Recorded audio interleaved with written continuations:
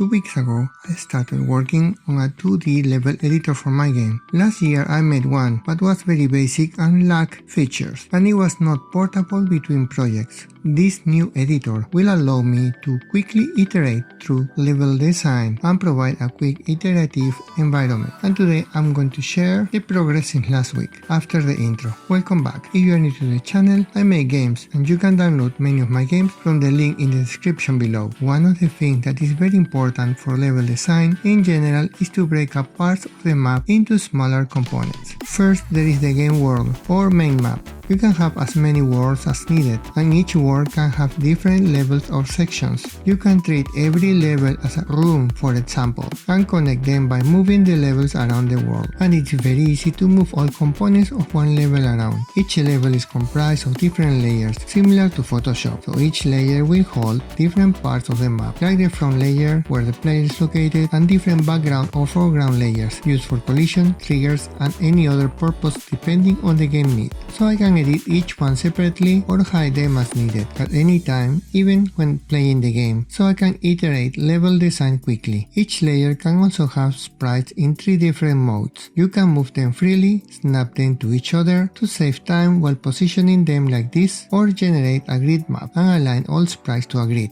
The second part is the ability to centralize color and depth management, so I can edit those values in bulk through the game, so I have all the colors to use in the map and adjust them as needed, taking effect across all maps at the same time. Depths allow me to control how sprites will be drawn on screen. Also, by centralizing depths, I can organize the drawing order by layer. In the past, I had a lot of difficulties trying to remember if something will be rendered at the wrong depth. With this, it's very easy to organize that. Also, moving and adjusting sprites in bulk speed up the level creation, and also added many alignment options so I can adjust many sprites quickly at the same time, saving me a lot of time. Another thing that I just started working is the area creation, used for collision detection, triggers, and others. Similar to layers, each list of areas is named and different rectangles are added so the main game can use those areas to spawn new enemies, check for collisions, or other things. Still, there is some additional work required